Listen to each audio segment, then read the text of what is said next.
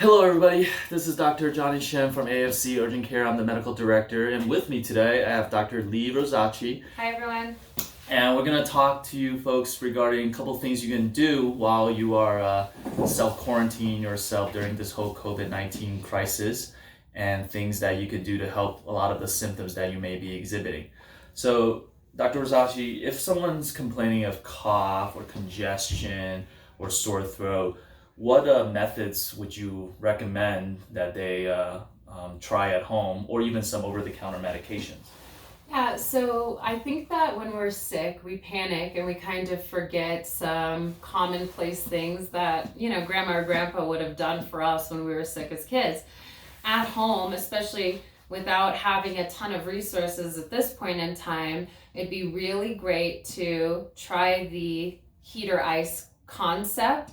So try some warm tea or something nice like that. If it feels worse on the sore throat, you're probably going to go to the cold end of things.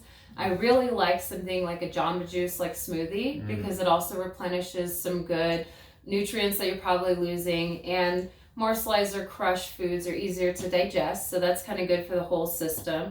And then I also really like some sugar-free popsicles because the roof of the mouth is the floor of the sinus, and holding a nice cold object there helps shrink down vessels, decrease congestion, and may help temporarily with some symptom relief for pain and swelling. So awesome. What would you recommend for cough? Yeah, so cough gets a little bit more difficult. There are some formulations of vitamin C and elderberry that are supposed to help boost the immune system, but they don't actually suppress the cough. If you're coughing uncontrollably, you do want to gain control of that because you're also possibly spreading, the disease uncontrollably. So over-the-counter cough formulations usually contain an ingredient called dextromethorphan, safe cough suppressant for over-the-counter use in elderly, middle-aged and young patients. And then in addition to that, oddly, having some lozenges might be helpful, especially if the cough really seems like it's coming from the back of the throat or from throat clearing to begin. So Excellent.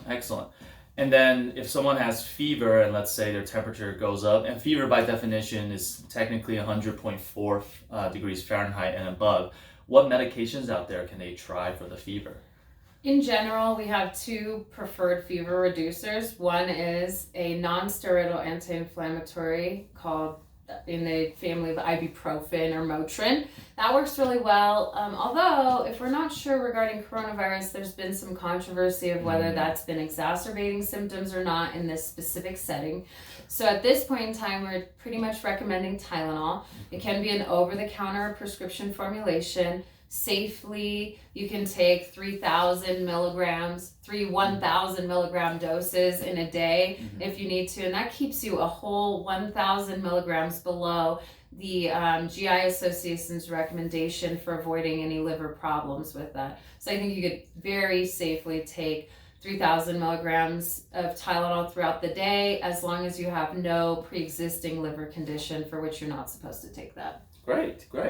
So one thing we do know that is, even if whether you have, your typical cold or flu, or in this case, COVID-19, supportive care is one thing that we always recommend. And supportive care means methods that you can do at home, especially during this time when you can't be out, to make yourself feel better. And everything that Dr. Rosacci basically mentioned falls under supportive care. Fluids, hydration, keeping fever down, taking those medicines, and also help with myalgias, which are body aches and muscle pain and things of that sort.